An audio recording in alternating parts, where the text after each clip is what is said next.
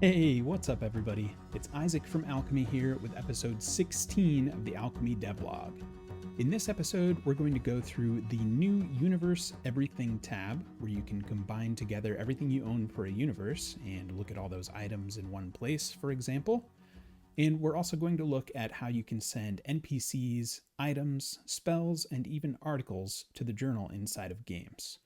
I'll also give you a sneak peek at what we've been working on for V1, some very exciting stuff there. And we've had a few questions come in since last time, so I'll dive into those at the end of the episode. Let's go. All right, first up, let's take a look at that new Everything tab in Universe. For this one, I'm going to go over to the Humblewood universe and take a look at what we've got available there. So on this account, I have access to the main Humblewood module. I also have access to the Wakeworm's Fury and the Heart of Daco, but I don't have access to Humblewood Tales. I haven't purchased that one on this account yet. What you'll notice is new is on the far left side, you've got an Everything button.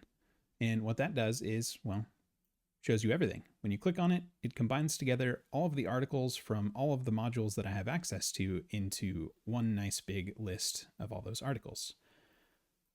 It does the same for NPCs and for pre-mades. For example, now we have the pre-mades here from Wakeworm's Fury and from Heart of Daco, all in one spot. We've also got our big long list of all the items that are in this module, as well as any of the spells and the scenes from that. It's worth noting that the Everything button, the Everything tab, if you will, only shows up if you have more than one module in a universe. So if I go back to something else that only has one module, for example, Chepeku, I don't see the Everything tab here. I only see the single animated map bundle that I have access to from this universe. But in universes where I have more than one module, for example, Griffin Saddlebag, you can combine everything together in this Everything tab. We think that this is especially useful for things like items, where you want to see everything from all of the modules, Griffin Saddlebag, put them all together, for example. You can see this big long list of all items, search through them, have a good time. Next up, let's head into a Humblewood game to take a look at how you can send things to the journal. I've already created this Heart of Daco game ready to go, and I've moved the Trappings of a Temple scene up so that we have a few things available and ready to go. First, I'm going to jump over to the NPCs tab and show you how you can share an NPC with your players. Simply right-click on the NPC you want to share and click Send to Journal, and that's going to send a card for that NPC to the journal for your players to see. Let's add my test account so we can see what that looks like from a player's perspective. Okay, so now that I'm on my player account, I can click on Mateo the Frost Sage and see a preview. And you'll notice that the GM hasn't revealed any additional information about Mateo, so I just have this picture and name here. But if I were to go back over to my GM side of things and choose to reveal some of that information for Mateo by going in to edit the character sheet and going to description and choosing public description, now back over on the player side of things, I can click in and see Mateo's background field here. We can also use this to send equipment to the journal. So I'll give Mateo a Wingcrest shield. That sounds cool. And the way that you get it into the journal is the same. Right click and send to journal, and you'll see that item and all of its information right there in this modal. And of course, the same on the player side. They get to see everything about the item. Next up, you can also do this with spells. For example, Prestidigitation. Why did I choose that one to record? Send that to journal, and you get this nice card that shows the school art that we have for the Transmutation School. And you can click in to view all the details about that spell, even on the player side. Last up, you can share articles to the journal. We're going to be building a better way to do this soon. But for today, what you can do is go to an article we'll go back to Humblewood and we'll choose Welcome to the Wood. That seems like a good article to send to your players. And what we need to do today is get the ID for this article. And you can do that by either copying the link or opening your web browser URL bar and copying the link from there. Now back in the game, what I'll do to send this article today is type /article and then paste that link in. And I want to delete everything except this last number here. We'll just backspace through these things, and you want it to look just like that and hit send. And there we go. There's the article. We click into that and it loads in that whole article here. And of course, over on the player side, you see that here and you can click in and read all about Welcome to the Wood. Again, this is just what we have for today. Kind of a secret feature. We're not done with the article browser and search feature that we're bringing into the game experience soon, but that should be ready probably by the next episode. I'd say within the next 2 weeks, we'll have that fully integrated and shipped out to production. Let's take a look at the roadmap and see what the team's working on next. As a reminder, you can always get to the roadmap by clicking the flask icon in the left navigation bar, and then clicking on the roadmap tab to load in that roadmap. Scrolling down a bit, we've got send to journal functionality almost done. As you saw, we can send NPCs, items, and spells to the journal with simple right clicks. You can also send articles to the journal if you're feeling brave, but we're working on a cool way to browse and search for articles inside the game experience and send those to the journal in one click. That should be out by the next episode. In the next 2 weeks, we'll have that functionality ready to rock. Besides that, we've been hard at work on system support because we do have a lot of systems to support for the version 1 release. Lately, we've been really hard at work on Kids on Bikes 2nd edition, so I can give you a sneak peek of the progress that we've made there. Let's go take a look. All right, I've switched over to my local host here. I'm running a dev build to preview some cool new stuff in Alchemy. This is a preview. None of this is ready yet. We've been hard at work on Kids on Bikes, so let's take a look at what that looks like. I'm going to launch into this game here. And the first thing you'll notice is we've got different colors. We've got different fonts. There's lots of cool stuff going on here. We've been hard at work creating the ability to define themes for universes and then have those apply to both the universe itself and the games that are based on that universe. So in this example, Kids on Bikes. We have a different accent font up here on the tabs, a different accent color.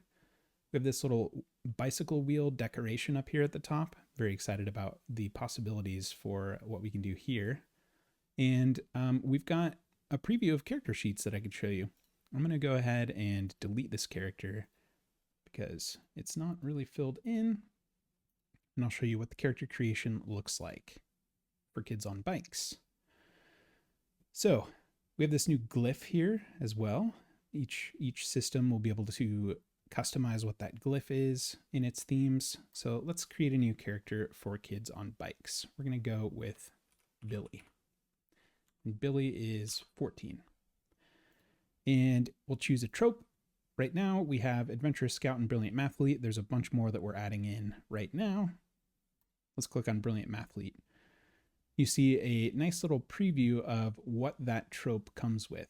So what your brains, flight, grit, charm, fight, and brawn scores are, as well as the suggested bike and some of your strengths, flaws, and questions for that character. So let's go ahead and create this and jump into Billy's character sheet. So we have a few things pre-filled based on that Brilliant Mathlete selection during character creation. And there's more that we can define here by editing the character sheet. So here's a sneak peek. You can define your fears, obligation, knack, motivation, fill in that description. And here's all of our stats pre-assigned based on that Brilliant Mathlete trope. You can adjust those here as needed, add in strengths, flaws, additional questions, select things for your bike, and of course, the ever important notes. Every system in Alchemy is going to have access to trackers the same way you use them in 5e, Pirate Borg, and custom games today. So look forward to that. And of course, actions are kind of a baseline feature for every game in Alchemy as well. For Kids on Bikes, we've got a backpack with your items. You can add those, and then you can create all of those relationships with the other players in your Kids on Bikes game here by adding relationship questions and more. And as you can see, we still have some construction to do here.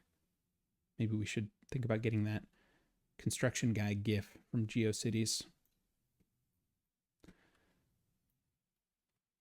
So that's a sneak peek at what we've been up to for Kids on Bikes.